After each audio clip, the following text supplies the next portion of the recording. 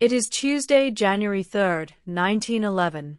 In the heart of London's East End, on a narrow, cramped alleyway called Sidney Street, 200 armed police officers have surrounded a three-story brick tenement building.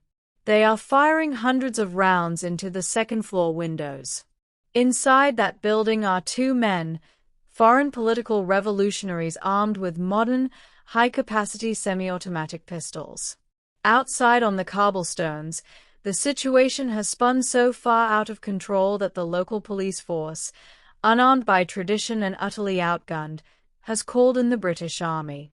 Soldiers from the Scots Guards take up prone firing positions on the pavement, resting their rifles on wooden crates, returning fire against a target they can barely see through the sulphurous smoke. By mid-morning, a top-hatted man in an expensive fur-lined coat arrives at the scene, pushing his way through a crowd of 10,000 hysterical spectators. It is the Home Secretary, the future Prime Minister of Great Britain, Winston Churchill. He is personally directing a military siege on the streets of his own capital. By the time the afternoon sun begins to set behind the Victorian skyline, the house at 100 Sidney Street is engulfed in roaring flames. Firemen stand by with their hoses held uselessly at their sides, ordered by the government to let the building burn to the ground rather than risk another officer's life. When the embers finally cool, investigators discover two charred, unrecognizable bodies in the ash. But instead of providing answers, those bodies only deepen a mystery that will shatter the British political landscape. Who were the men behind the curtain at 100 Sidney Street? How did a minor neighborhood burglary snowball into a full-scale military conflict in one of the world's most powerful cities? And why did the investigation that followed leave the public asking whether the real threat was the revolutionaries in the shadows, or the state apparatus deployed to crush them? If you appreciate deep dive, global true crime told like a documentary, consider subscribing to EnterTheCrime. Because to understand how a quiet London street became an apocalyptic battleground, we have to go back. To grasp the sheer shock of the Siege of Sidney Street, you have to understand where this happened, and the world Great Britain had built for itself by the dawn of the 20th century. London in 1911 was the undisputed imperial capital of the world. It was a city of unfathomable wealth, monumental stone architecture, and global prestige. But just a few miles east of the grand government buildings in Westminster lay the East End, specifically the district of Stepney. Stepney was a sprawling, overcrowded labyrinth of brick tenements, slaughterhouses, and docks. It was home to thousands of working-class Londoners, as well as tens of thousands of recent immigrants. Many had fled the violent anti-Semitic pogroms and brutal political oppression of the Russian Empire. In Great Britain at the time, political asylum was practically absolute. Britain prided itself on being a sanctuary for political dissidents from across Europe. If you were fleeing the Tsar's secret police, London offered safety, anonymity, and freedom of speech. But with that freedom came tension. Among the thousands of hard-working refugees who integrated into London's garment and cabinet-making trades, a small, ultra-radical underground began to take root. They called themselves anarchists. To the general public, the word anarchist conjured images of shadowy figures with round black bombs. But to the men and women in these underground circles, it was a militant political movement aimed at destroying what they saw as corrupt capitalist and monarchical institutions. Among these political refugees was a group known to history as the Flame Group, a faction of militant Latvian anarchists. At the center of this ring was a charismatic young man using the alias George Gardstein. Gardstein was educated, fluent in multiple languages, and possessed an easy charm that allowed him to blend into almost any social circle. To his landlord, he was a quiet, polite gentleman who paid his rent on time. To his inner circle, he was an uncompromising revolutionary who believed that violent expropriation, robbing banks and jewelers, was not merely theft, but a legitimate weapon of political warfare. Working alongside Gardstein were men like Fritz Svars, a fierce political activist who had escaped a Russian penal colony, and Jacob Peters, a quiet, methodical worker who would later play a terrifying role in world history. Then there was the most elusive figure of them all, a man known only as Peter the Painter. Peter was a ghost in the East End. Some described him as a skilled artist, others as a cold-blooded enforcer. His true identity would become one of the greatest legal and historical enigmas of the 20th century. On the other side of this invisible war was the Metropolitan Police. In 1910, British police officers did not carry firearms on routine patrol. They carried wooden truncheons, whistles, and a deep conviction that the authority of the Crown was enough to maintain order. They were accustomed to dealing with pickpockets, drunkards, and local street gangs. They had no idea that they were about to cross paths with men trained in armed insurrection. The catalyst occurred on a freezing Friday night in mid-December 1910. The plan was simple, ambitious, and devastatingly reckless. In a quiet alley called Exchange Buildings, bordering the wealthy financial district of London, a high-end jewelry shop owned by Henry Harris backed up directly against a row of residential tenements. Inside the shop's safe was an estimated £30,000 worth of gold and diamonds, a fortune equivalent to millions today. For weeks, Gardstein and his associates had rented the tenement behind the shop. Day after day, they painstakingly drilled through the heavy brick walls separating the two buildings. Everything was going according to plan, until a neighbor heard a strange, rhythmic tapping noise vibrating through the shared brickwork. And that single sound set off a chain reaction that would transform London forever.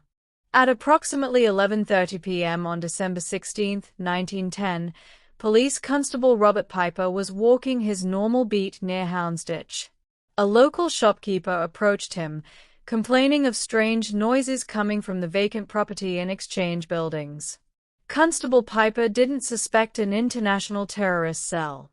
He assumed it was a couple of amateur burglars trying their luck.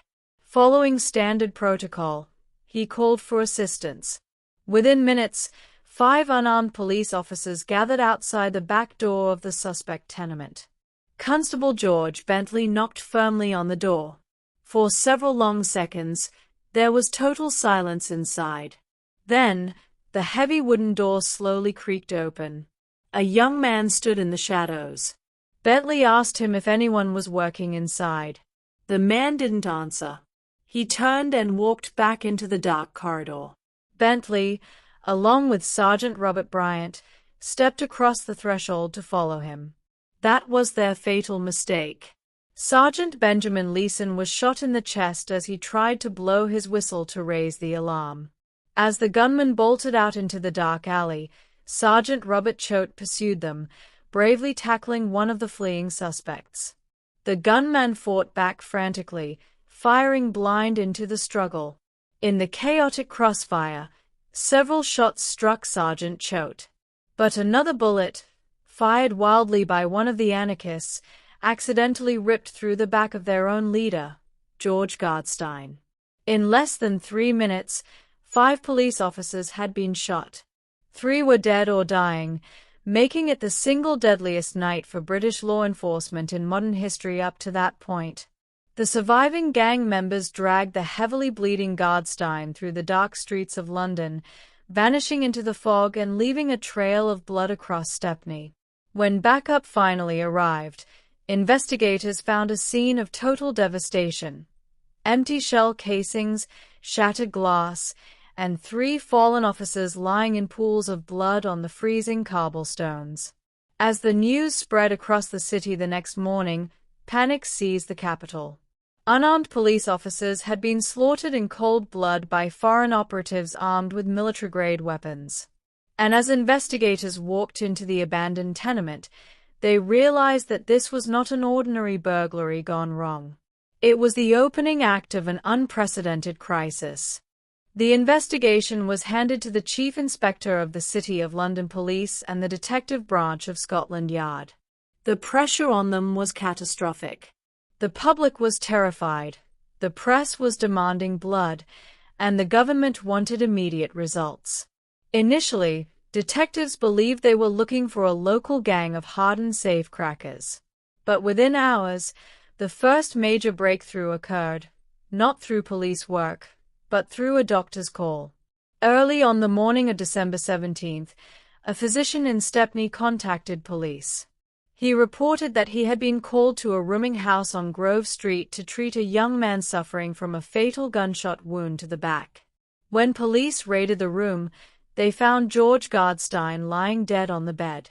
Beside his body was an arsenal that shocked the investigators: hundreds of rounds of semi-automatic ammunition, advanced burglary tools, and radical political literature written in Russian and Latvian.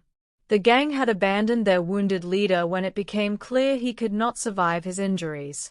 Now, Scotland Yard had a starting point. But as they dug deeper into Gardstein's network, they hit a wall of silence. The East End immigrant community was deeply suspicious of authority. Many had spent their lives fleeing brutal police forces in continental Europe, and they viewed Scotland Yard with equal distrust. Informants were terrified of retaliation from the anarchist underground. At this point, who would you suspect?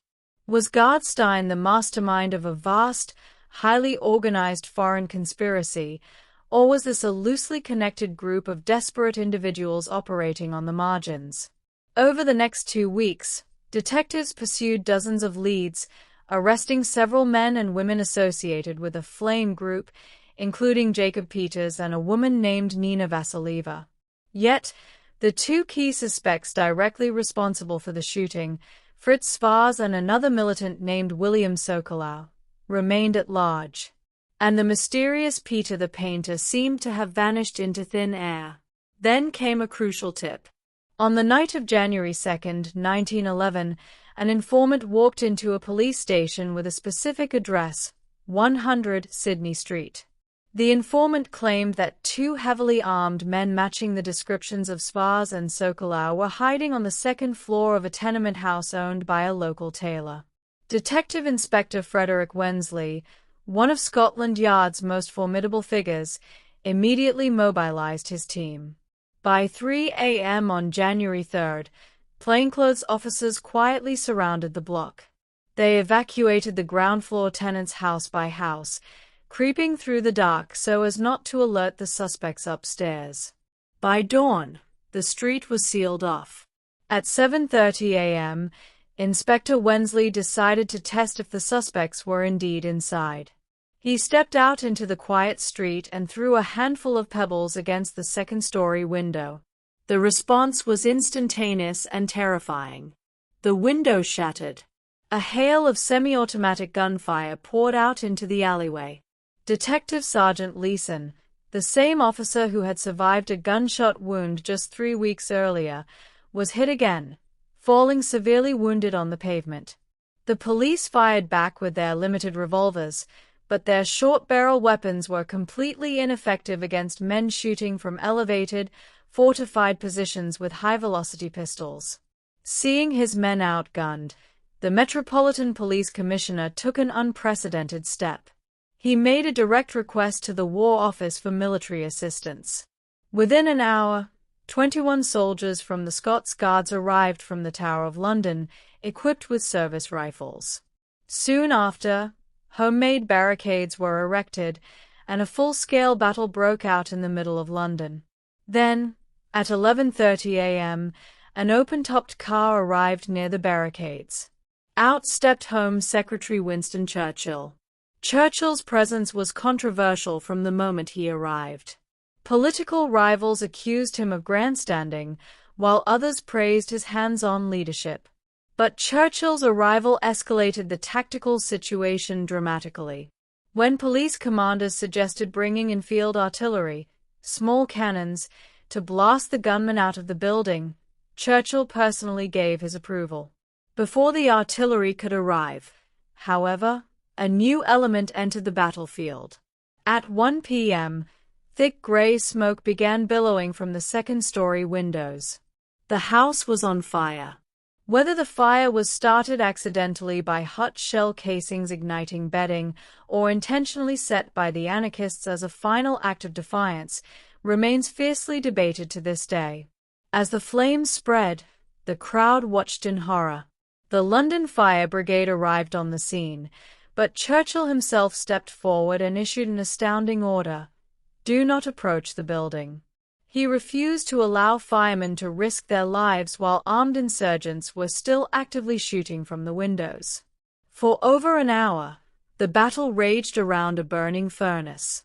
The shooting from inside the house grew sporadic, then slowed to a trickle, and finally stopped altogether. At 2:30 p.m., the roof collapsed in a roaring cascade of sparks and debris.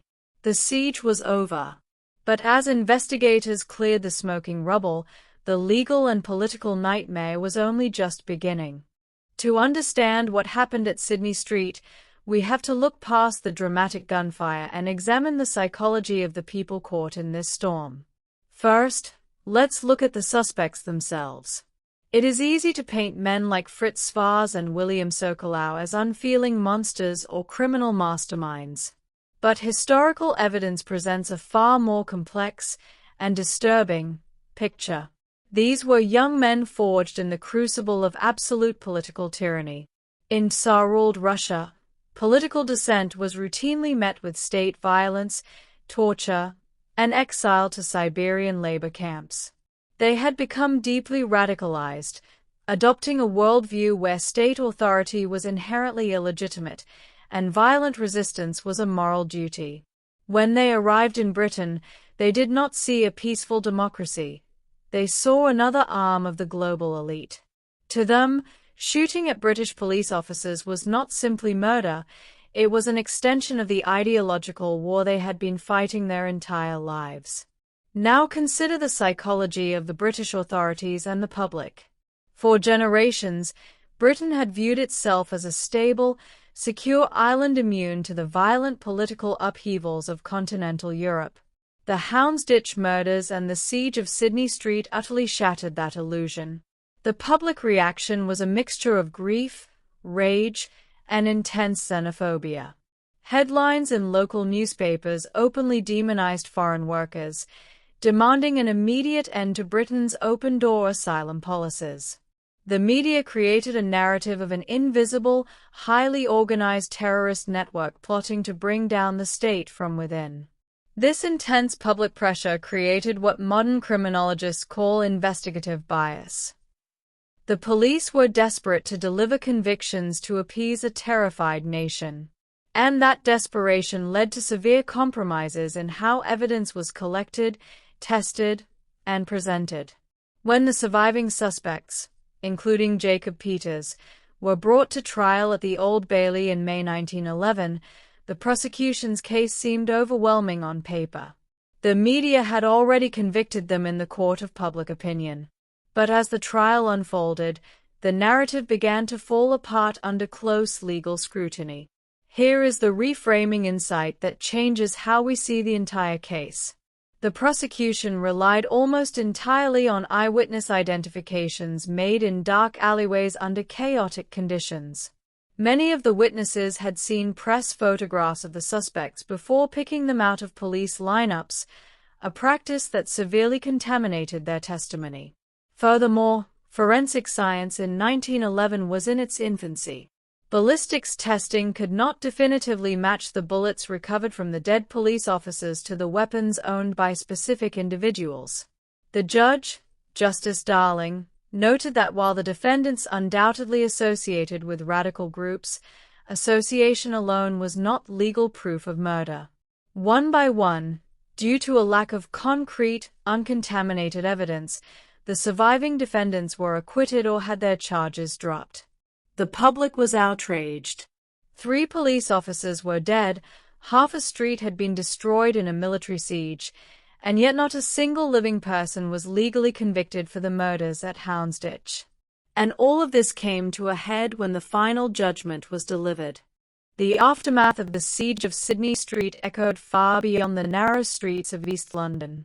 The immediate political fallout was swift.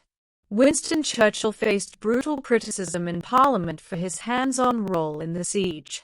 Critics mocked him for acting like a cowardly general leading troop against two men, while others argued his presence had undermined the professional authority of the police command. Yet Churchill defended his actions fiercely, arguing that the unprecedented level of violence demanded a decisive state response. The event transformed British policing forever.